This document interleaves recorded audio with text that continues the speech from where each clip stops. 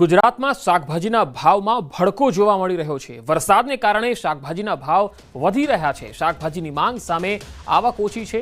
ભાવ વધતા મધ્યમ વર્ગનું બજેટ ખોરવાઈ ગયું છે।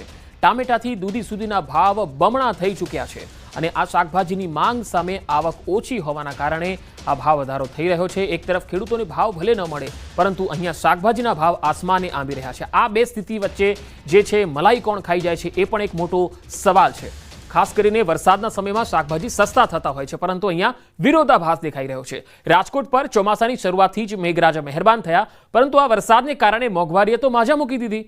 છેલ્લા 15 દિવસમાં શાકભાજીના ભાવમાં ધરખમ ઉછાળો આવ્યો। કેટલાક શાકભાજી તો ડબલથી પણ વધુ ભાવે વેચાઈ રહ્યા છે।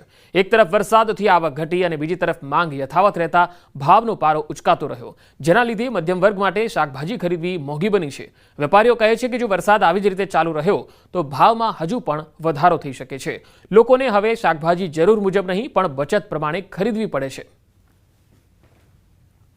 અત્યારે એટલા બધા ડબલ જ ભાવ થઈ ગયા છે, ખૂબ મોંઘું થઈ ગયું છે। આગળ ટિંડોરા લેવા ઊભી રહી હતી પણ 200ના કિલો કીધા એટલે હું નીકળી ગઈ ત્યાંથી।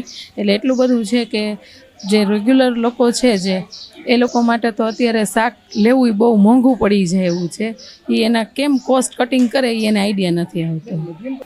શાકભાજીના અત્યારે આ 10 દી જેવું થયું, ડબલ ભાવ થઈ ગયા। પહેલાં બધાએ 50, 60, 70ની આડે કિલો હતો, અત્યારે મેજોરિટી શાક 80, 100, 120, 150 સુધીનો શાકભાજીનો ભાવ અત્યારે થઈ ગયો છે। એટલે વરસાદ જો ખેંચાય થોડો ઘણો ઓછો પડે, એકી એરિયા પડ્યા રાખે સતત વરસાદ તો ભાવ વધે, બાકી થોડો ઘણો આવીને વયો જાય તો વાંધો ન તો નુકસાન ન થાય। ખેડૂત એમ કે એક ધારો વરસાદ આખો જ એવા રાખે ને એટલે એમાં શાકભાજી એમના વાડીમાં એને કે ગદગદી જાય, બગડી જાય। વરસાદ રહી જાય ને વાંધો ન આવે તો બજાર ડાઉન ન થાય બહુ અને માલ નવો આવે। અત્યારે માલ બહુ આવતો નથી ખાસ। અમદાવાદમાં પણ વરસાદી માહોલમાં શાકભાજીના ભાવ આસમાને આંબી ગયા છે। 80 થી 100 રૂપિયા કિલો વેચાઈ રહ્યા છે તમામ શાકભાજી। આ શાકભાજીની માંગ સામે આવક ઓછી છે જેના કારણે ભાવ વધ્યા છે। ચોમાસા સુધી આટલા ભાવ રહેવાનો વેપારીઓનો દાવો છે। સિઝન વગરના શાકભાજીના ભાવ તો ભડકે બળ્યા છે। સિઝનના શાકભાજીના ભાવ પણ આસમાને છે। અત્યારે વધારે શાકભાજીના ભાવ હોવાનું કારણ કે તો અતિશય વરસાદ છે। વરસાદના કારણે બધા માંડવા બધું પડી જાય એટલે ક્રોપો તૈયાર જ ના થાય। એટલે જેને સારો ક્રોપ હોય એને માંગ વધી જાય એટલે એનો ભાવ વધી જાય છે એમ કે। એટલે કેપ્સિકમ આવે, કોબીજ આવે, ફ્લાવર આવે, એ બહારનું શાક આવતું હોય છે અને એ પણ રસ્તામાં પલળી જાય ને તો અડધું શાકભાજી ફેંકવામાં જાય, એટલા કારણે એના ભાવ વધી જાય છે પછી એમ કે। ચોમાસા દરમિયાન છેક ઓગસ્ટ સુધી આ જ ભાવ રહેવાનો। ચોમાસાના હિસાબે આવકો ઓછી હોવાથી ભાવ ઊંચા છે। 100 રૂપિયા ટીંડોળા સુધી 120 રૂપિયા, એટલે એ મૂળ અછતનો જ ભાવ છે, બીજું કશું નહીં આમાં। કારણ કે અમુક જગ્યાએ પાણી ભરાઈ ગયા હોય આ તે બીજું, એના કારણેથી આ ભાવ આટલા બધા ઊંચા હોય છે, બીજું કોઈ કારણ નથી। ટીંડોળાના ભાવ 120, ગવાર 100 રૂપિયા, ભીંડા 100 રૂપિયા, અમુક જગ્યાએ 150 રૂપિયા એવું બોલે। મોંઘું તો પડે જ ને બેન, મોંઘવારી કેટલી, મોંઘું તો પડે, શું કરવાનું, લે તો પડે।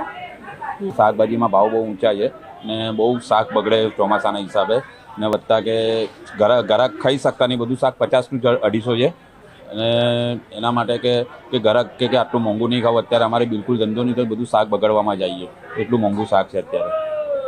હમણાં મહિના 1.5 મહિનો તો ઉતરવાનો જ નહીં વરસાદના કારણે, પાણી પડે એટલે વરસાદમાં શાક બધું બગડી જઈએ એના હિસાબે। તો વડોદરા શહેરમાં પણ શાકભાજીના ભાવમાં વધારો છે। શાકભાજીના ભાવ વધતા શાક માર્કેટમાં સન્નાટો છવાયો છે। સામાન્ય દિવસોમાં ગ્રાહકોથી ધમધમતું ખંડેરાવ માર્કેટ હવે ખાલી ખમ ભાસી રહ્યું છે। પહેલા લોકો કિલોમાં શાકભાજી લેતા હતા, હવે માત્ર 250 ગ્રામ લેવા આવે છે। ચોમાસાની શરૂઆત સાથે ભાવ એટલો વધી ગયો છે કે આજના સમયમાં શાકભાજી ખરીદવી પણ સામર્થ્યની બહાર લાગવા લાગ્યું છે।